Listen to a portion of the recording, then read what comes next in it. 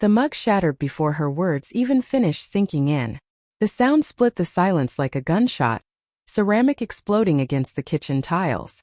Coffee bled into the cracks, dark and spreading, like something dying slowly, deliberately. "I'm pregnant by your brother.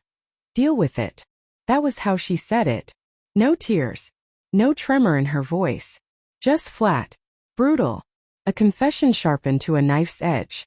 For a moment I thought I'd misheard her. The kind of misfire your brain does when it refuses to believe what it just heard. What did you say?" Her eyes, those same eyes that used to soften whenever they met mine, didn't waver.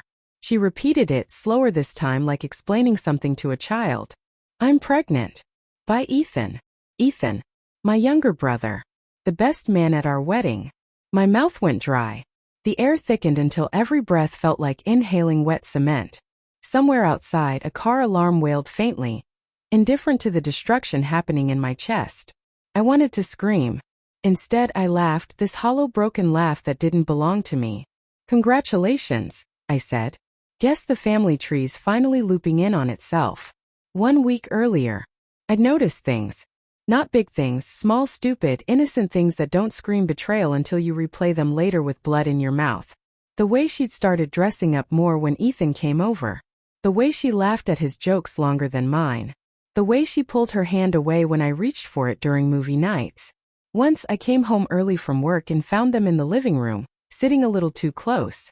Ethan looked like he just told her something funny, and she was biting her lip.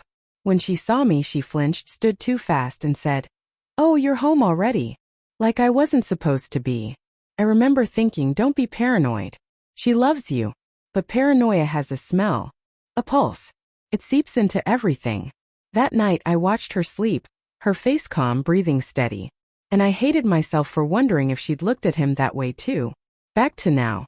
She leaned against the counter, arms crossed. "You don't get to play the victim here, Marcus." I blinked. "I don't what?" "You've been gone for months," she said. "You're home, sure, but you're not here. You work late, you're tired, you barely talk to me." Ethan actually listened. So that was her reasoning. Her justification wrapped in emotional debris. I wanted to yell, to call her a liar, to remind her of every time I tried to fix things. But the words didn't come. Because part of me knew she wasn't entirely wrong. I had drifted. Work had consumed me. But isn't that what people do when they're trying to build something for both of you? I stared at her, searching for the woman I married. The one who used to leave notes in my lunchbox. The one who once cried when I surprised her with a cheap ring because it wasn't about the price, it was about us. Where did we go? "I didn't plan for this to happen," she said softly. "It just did." I laughed again because what else could I do? Right. Like tripping and falling into my brother's bed. She flinched. "Don't make this harder." "Harder." I stepped closer. "You slept with my brother and you're pregnant with his child and I'm supposed to what? Applaud the honesty?" Her eyes glistened but the tears didn't fall. "He didn't mean for it to go this far either." "Oh good. Team effort." I turned away before I said something unforgivable. My reflection in the microwave door looked like someone else, hollow, trembling. Later that night I drove. No destination. Just headlights slicing through fog and anger. Every memory felt weaponized, the Christmas dinners, the birthdays, the laughter. Ethan and I had always been close. Too close, maybe. He was the reckless one. I was the responsible one. Mom used to say, "You balance each other." Guess she was right. I stopped at the old pier we used to visit as kids. The water was black, mirroring the sky.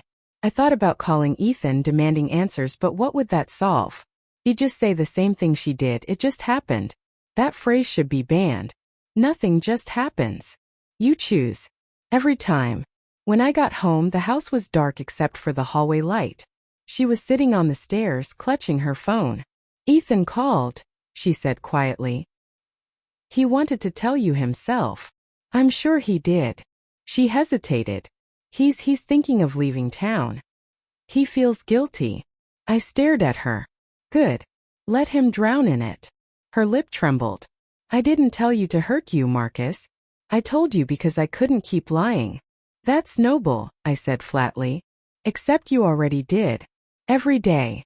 Silence stretched between us. The kind that weighs more than words ever could. I don't expect forgiveness, she whispered. Then don't. Days blurred. I didn't go to work. Didn't answer Ethan's texts. Just sat in that house that no longer felt like mine, listening to the ghosts of conversations that had once been love. Sometimes I'd catch myself wondering, what if it had been me who strayed first? Would she have forgiven me? Would Ethan have hated me? The thought made me sick. On the fifth night, there was a knock at the door. Ethan. He looked wrecked. Hair unwashed, eyes red. Marcus, don't. I stepped outside, closing the door behind me. You don't get to apologize. I didn't mean. Stop saying that. I exploded. You meant every second. You meant it when you touched her, when you saw my wedding ring on her hand and kept going. Don't tell me it was a mistake. He swallowed hard. She told me she was leaving you. I froze. She what? She said you were done. That you'd already talked about divorce. That wasn't true. But it explained everything. The way he'd stopped coming around. The distance. The guilt that had crept into his smile. She lied to both of us, I said, my voice barely audible. Ethan nodded, tears welling. I know. And now she's pregnant and I don't even know if it's mine. The ground tilted beneath me. What are you talking about? She said she wasn't sure. I stared at him. The world went silent. She wasn't sure. All this ruin, this heartbreak, and even that wasn't certain. When I walked back inside, she was on the couch, face buried in her hands. She looked up when she heard me. Marcus. I didn't yell. Didn't throw things. Just stood there, calm in the way that only the utterly broken can be. I talked to Ethan, I said. He says you told him you were leaving me, and that you don't even know whose child it is. Her face went white. Marcus, Save it, I interrupted. You said I should deal with it. So I am. She frowned. What do you mean? I'm leaving, I said, heading for the door. You can both deal with the consequences. Outside the air was cold, biting. I walked until dawn, the world washed in gray. Somewhere between heartbreak and numbness, a strange calm settled over me. Not peace, never that, but clarity. Some betrayals don't end in rage. They end in silence. In the quiet understanding that love can survive almost anything, except contempt disguised as honesty. And as the sun rose, I realized the cruelest truth of all. She hadn't destroyed us when she slept with him. She destroyed us the moment she decided it didn't matter.